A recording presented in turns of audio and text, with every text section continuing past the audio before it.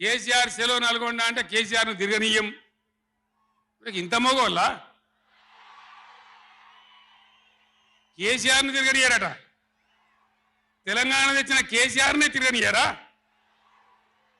ఏమి చేస్తారు? చంపేస్తారద్దా? చంపుతావా? దా వ్యాపారం చంపుతావుదా? కేసీఆర్ని చంపి మీరు ఉంటారా? ఇది పద్ధత? ప్రతిపక్ష పార్టీ తప్పకుండా ప్రజల సమస్యల మీద వస్తుంది, ప్రజల మధ్య అడుగుతుంది, వాదన చెప్తుంది. నీ దమ్ముంటే మేము చేసిన దానికన్నా ఇంకా మంచిగా చేసి చూపి, కరెంటు మంచిగా చూపి. ఆగమాగం అడివడి ఇష్టం వచ్చినట్టు ఏం చేయాలి? అలా పాలమూరు ఎత్తిపోతల పూర్తి చేయాలి, దాని గురించి మాట లేదు. ఖమ్మంలో సీతారామ ఎత్తిపోతల పూర్తి చేయాలి, దాని గురించి ముచ్చట లేదు. ఇంకా గురుకులాలు ఎక్కువ పెట్టాలి పేద పిల్లల గురించి, ఆ ముచ్చట లేదు. కరెంటు మంచిగా ఇవ్వాలి, ఆ ముచ్చట లేదు. మంచినీళ్ళు రావాలి మంచిగా. రాష్ట్రంలో చాలా దిక్కులు తిప్పలైతా ఉన్నది, పట్టించుకునే నాతులు లేడు. ఇంత మాయలమే ఇవన్నీ మాయం చేసి బలాదురుగా తిరుగుతామనుకుంటున్నారా? తిరగని ఏం జాగ్రత్త అని చెప్తా ఉన్నా. తప్పక నిలదీస్తాం, ఎండగడతాం.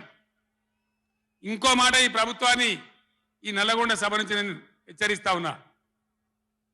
ఇవాళ గోదావరికి ప్రధానమైన ఉపనదే ప్రాణహిత నది. ఇవాళ కూడా 5,000 క్యూసెక్కులు నీళ్ళు వస్తూ ఉన్నాయి. అవి ఎత్తిపోయాలి, ఎల్ఎండి ఎంఎండి నింపాలి, రైతులకు నీళ్ళు ఇవ్వాలి. కానీ ఏం చేస్తాను?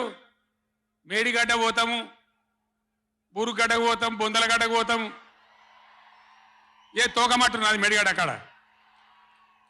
మీ బండారం బిడ్డ ఈ స్టేజ్ మీద కూర్చున్న నాయకుల మీద అవుతున్నాము.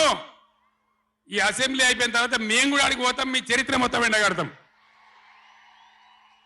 ఓ లంగ చేత పెట్టి పోయిన ప్రభుత్వాన్ని బదనాం చేయాలి, బట్టగాల్చి మీదేయాలని మేము మేడిగడ్డ పోతాం. ఏం బిక్తాం మేడిగడ్డ అక్కడ పోయి? ఎందుకు పోతున్నావు మేడిగడ్డకు? దమ్ముంటే నీళ్ళు ఎత్తిపోయి, నీళ్ళున్నాయి కాబట్టి డ్యామ్ పెట్టి కూడా నీళ్ళు ఎత్తిపోయచ్చు. రైతుల ఈ కేసీఆర్ని బదనాం చేయాలని ఒక దుష్టబుద్ధి పెట్టుకొని దానికంట ఆయన డైలాగులు కొడుతుండు, చంపుతారా సంపూర్ణ. నిన్నెవడు చంపుతాడా? సచ్చినపావు. నువ్వు సచ్చినపావును చంపనీకే మాకేమైనా పిచ్చా? నీ పని అయిపోయింది, కేల్ కథం, దుకాన్ బంద్. ఇక చిన్నగా మళ్ళీ మొదలుపెట్టిండు సానుభూతి కథ.